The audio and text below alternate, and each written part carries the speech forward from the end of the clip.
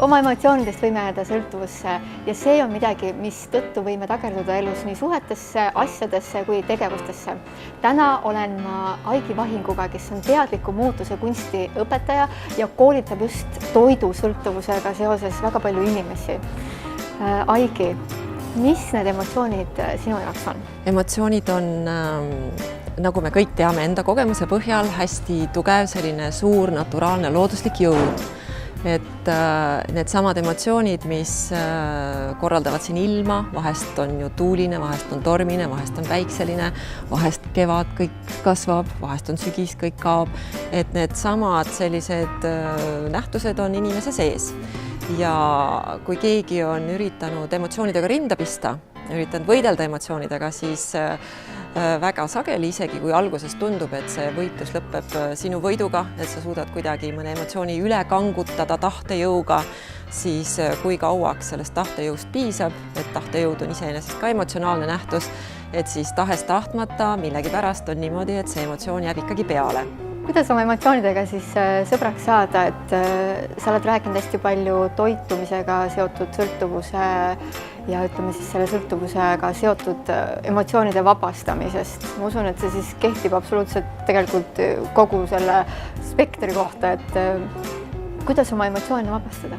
Söömine on sageli sotsiaalne tegevus, sa oled heade toredate inimestega koos, teete koos häid toite või sööte koos häid toite ja see kõik on väga normaalne protsess. Nüüd siis inimesed nüüd jagunevad natuke kaheks siin, et osade inimeste jaoks on söömine ongi selline tore protsess, sööd ära, kõht saab täis, lõpetad ära, uued tegevused ootavad. Aga teiste inimeste jaoks on söömine on millegipärast muutunud selliseks nagu elus püsimise kuidagi vahendiks, et söök on hästi olulisel kohal nende elus ja sageli siis süüakse hoopis ka teistel põhjustel kui näiteks tühi kõht või kas või see sotsiaalne selline tore atmosfäär. See jõud, mis seal taga on emotsionaalne. Emotsioonidega saab kõige paremini sõbraks niimoodi, et sa esmalt teadvustad, mis on see jõud või mis on see sund või ajend, mis paneb sind näiteks sööma siis, kui sul kõht on juba täis või mis paneb sind ihkama toitu siis, kui sa just sõid ja juba oled uute tegevuste juures. Ja väga sageli, mis siis häirifaktor on see, et see teema käivitab teatud emotsiooni, sageli see on see, et ma tahan ja siis, kui käivitub see emotsioon, et ei tohi, et olla seal nende emotsioonid, et ma tahan ja ei tohi vahel, see on nagu vangla. Sa oled ise sellise vangla ju läbi elanud tegelikult, et mis see sinu seos oli nende emotsioonidega? Ma hakkasin uurima, et mis toimub, sest ma panin tähele, et see ei ole normaalne, kui inimene just sõi ja tahab jälle süüa. Toit on see, mis on juba varakult kättesaadav ja teatakse küll ju neid lapsi, kes on küpsisevargad, on ju käivad ja teevad kodus selle küpsisekarbi tühjaks või siis mõned lapsed, kes anna neile suhkurt ja siis on kõik rahu majas. Et mina lihtsalt avastasin, et mind üldse toit ei huvitanud ja üldse suhkur ka ei huvitanud lapsepõlves, aga siis tekkis mu ellu selline periood, kus ma olin hästi tihti haiglas lapsena, et mul oli siis nagu kopsuhaigustega teema ja mida vanemad saavad siis teha, et arst on kirjutanud, et nüüd on vaja olla ravil ja siis laps on ravil ja nemad ju käivad vaatamas nii palju, kui nad saavad ja saadavad kirju ja pakke ja teevad kõik enda poolt võimalikku, aga siis laps või tunneb siis haiglas ennast ikkagi sihukest kuidagi nagu oma ette ja üksi ja siis olgugi, et seal haiglas tekivad ju ka sõbrad, oleneb ka, mis atmosfäärid nendes haiglates on, et sageli ju seal on ka väga palju patsiente ja võib-olla natuke närvilisem õhkkond, et siis ma lihtsalt avastasin, et ma nagu leidsin enda jaoks sellise lohutusmehhanismi, et avastasin, et suhkur näiteks mõjub niimoodi, et ta teeb tuimaks. Et sööd palju suhkurt ja siis sa muutud täitsa tuimaks. Et sa ei tunne enam seda kurbust ja võib-olla seda üksi olemist ja muutud nagu immuunseks nendele emotsioonidele. Ja tõenäoliselt see siis kandus mul elus niimoodi nagu lihtsalt edasi, et mis iganes halba tunnet ma siis tundsin, et siis ma jälle sõin midagi head ja tunne läks jälle heaks ja niimoodi siis aastate ja aastakümnete isegi vältel siis sai praktiseeritud seda, et kuidas nagu need halvad emotsioonid muuta nagu lihtsalt nipsust heaks, söö midagi head ja siis hakkab hea.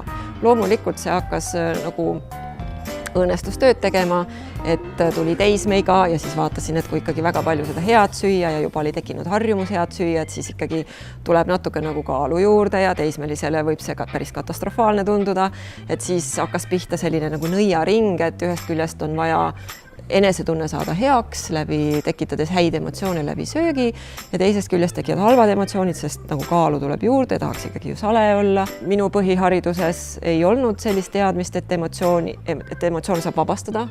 Et mina mõtlesin, et kui on kurbus, siis see on absoluutne. Kui on üksindus, see on absoluutne. Kui on viha, pettumus, kibestumus, see on absoluutne. Sa hakkasid siis nagu sõeluma välja neid emotsioone, mida sa tunned või? Ja siis hakkasid nendega tegelema või ütleme, kuidas see protsess nagu midagi lihtsamalt räägituna välja näeb? See meetod on uudne, sellest pole palju räägitud, aga lihtsalt väljendatuna see näeb välja selline, et mis tahes elu hetkel sa koged emotsiooni, ilma milleta su elu oleks nauditavam. Rakendad sellise sisemise meetodi või tehnika, mis on hästi üürike, hästi lühike, kui see on õigesti ära õpitud, see on võib-olla ainult paar sekundit pikk ja see emotsioon vabaneb.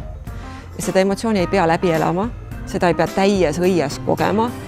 Näiteks oled vestluses kellegagi ja ta ütleb ühe lause ja sa tunned kurbust ja sa tunned võib-olla nii palju kurbust. Ja kohe, kui sa seda tunned, sa vabastad selle emotsiooni. Alternatiiv on see, et see kurbus tuleb, kasvab üle pea, tema räägib edasi, sina oled täiesti kurb ja võib-olla sa oled 3 päeva kurb, aga võib-olla see info oli selline, et sa oled kurb 6 aega.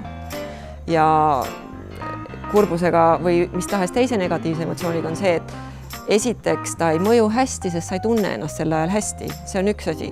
Teine on see, et kurbus ja emotsioonid on kehaga hästi seotud. Et selle emotsiooni pidev aktiivne mõju avaldab mõju ka füüsisele ja võib tekitada seal muutusi.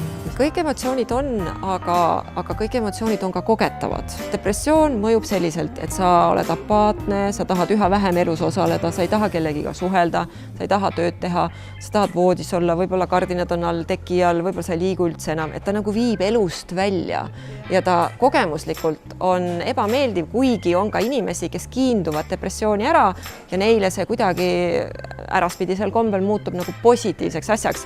Et kui on tekkinud kiindumine depressiooni, siis see tuleb esmalt vabastada, sest see ei lase vabaneda depressioonist. Aga kui me nüüd võtame mõne positiivse seisundi, nagu näiteks entusiasm, et sul on jõudu, sul on energiat, sul on võib-olla mingi positiivne projekt või mingi positiivne asi, mida sa tahad elus läbi viia, mis on kõikidele kasulik, sinu lähedastele, võib-olla veel kaugemal ringi inimestele, siis sellest entusiasmist on sul pigem ikkagi nagu hoogu juures ja kasu ja sa ise koged ka, et kui depressioon viib nagu elust välja, siis entusiasm ja selline nagu mõõdukas, mitte mingi hullumeelne tegutsemine, aga mõõdukas tegutsemine hoiab sind pigem nagu elu sees. Selleks, et emotsioonidest rohkem teada saada, mis tegelased need sellised on, kuidas oma emotsioonidega sõbraks saada, osata neid vabastada, tuli välja üks äge raamat, see on Ingvar Villidu raamat, Emotsioonid. Emotsioonid, inimkonna suurim sõltuvus. Inimkonna suurim sõltuvus. No see raamat nüüd on hästi põhjalik seletus, mis need emotsioonid on, kust nad tulevad, miks nad on, kuidas neist vabaneda, isegi tehnikad on siin sees. Võiks küsida siis sellise küsimuse, et siin on emotsioonid, et milline emotsioon häirib kõige rohkem või millist emotsiooni sooviks esmajoones vabastada? See raamat võib olla sinu oma, kui sa lähed elahästi.tv leheküljele. Aigi, aitäh sulle selle hästi kihvti ja avardava vestluse eest emotsioonide kohta. Aitäh!